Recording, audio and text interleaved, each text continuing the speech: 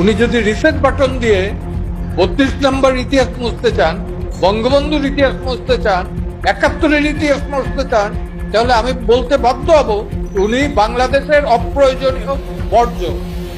ওনার তো অতীত নাই। 71-এ ওনার কোনো অ্যাক্টিভিটি আমরা জানি না। 71-এর কোনো অ্যাক্টিভিটি নাই এবং 5ই আগস্টের প্ল্যান উনি 4 বছর ধরে করছেন না 5 বছর ধরে করছেন, we don't know. He is a conspirator.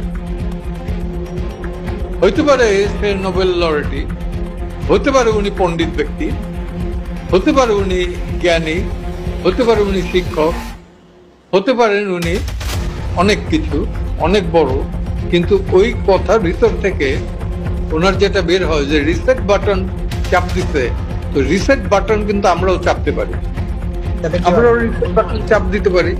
আমাদের জেনারেশন থেকে এবং পরের জেনারেশন থেকেও, ফিউচারের জেনারেশন থেকেও ডক্টর ইউনূসের নাম মুছে যাবে, তাতে তার কিছু আসে যায় না। বেসিক্যালি তো উনি American citizen, so far our knowledge is concerned. নরওয়ের সাথে ওনার খুব ভালো সম্পর্ক, এই দেশের সাথে না, এবং লেকচার টেকচার যা দিয়ে বেড়ানো ওই দেশেই দিয়ে বেড়ানো। তো দেখা যাক রিসেট বাটনে চাপাচাপির ভেতর থেকে উনি আমাদের ইতিহাস উল্টাই দেবেন না আমরা ওনাদের ইতিহাস উল্টাই দেব। আপনার মাধ্যমে আরেকটা কথা আমি বলি, উনি ছাত্র মারা গেছেন এটা যেমন বলছেন, সত্যি আমরা দুঃখিত, তার প্রতি আমাদের অবজ্ঞা নাই এই ছাত্রদের প্রতি। কিন্তু পাশাপাশি আমি আরেকটা কথা ক্লিয়ারলি বলি, পুলিশ কত মারা গেছে সেটাও আমরা জানতে চাই।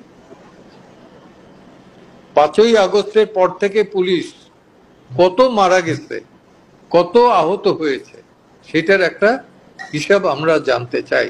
একজন সিটিজেন অফ দ্য রিপাবলিক হিসাবে এইরকম রিসেট বাটন চাইপা এই সব কিছু কিন্তু অতীত করা যাবে না।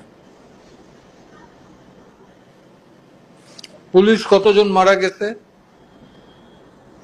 এবং শিক্ষক কতজনকে পদত্যাগ করানো হয়েছে মব ট্রায়ালের ভেতর থেকে, মব ট্রায়ালও বলবো না, মব ভায়োলেন্সের ভেতর থেকে, এই তো শিক্ষা দিচ্ছেন উনি। এরকমের শিক্ষক যে উনি ঘাড় ধরিয়া ছাত্রদের দ্বারা, প্রধান শিক্ষক প্রিন্সিপাল এদের ঘাড় ধরে বের করে দিতেছেন, এই শিক্ষাটা উনি দিচ্ছেন, সেটাকে কন্ডেম করেন নাই।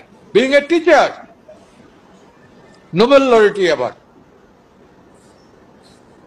ওনাকে দিয়ে অনেক ব্যবসা হবে, গ্রামীণ ব্যবসা হবে, আরো কিছু ব্যবসা হইতে পারে, কিন্তু দেশ পরিচালনা হবে না, এটা গ্যারান্টেড।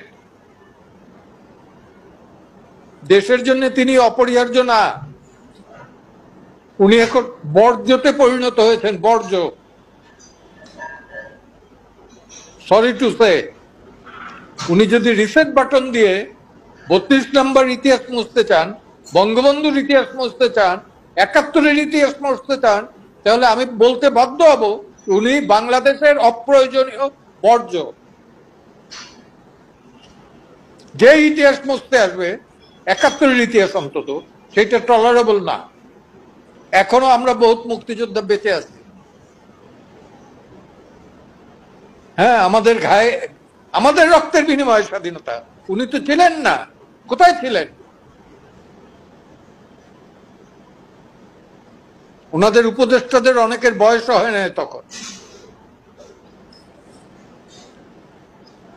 একজনের ছিল, উনি তো তখন চলে আসছেন ইস্ট পাকিস্তানে।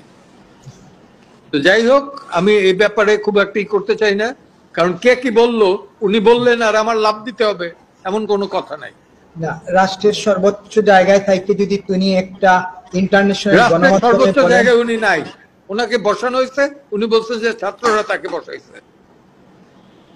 উনি তো জনগণের প্রতিনিধিত্ব করেন না, ছাত্রদের প্রতিনিধিত্ব করেন। কোন ছাত্রদের? যে ছাত্ররা ঘাড় ধরে তার শিক্ষকদের শিক্ষা প্রতিষ্ঠান থেকে পদত্যাগ করেন, তাদের প্রতিনিধিত্ব করেন। আমার তো প্রতিনিধি না। ক্লিয়ার?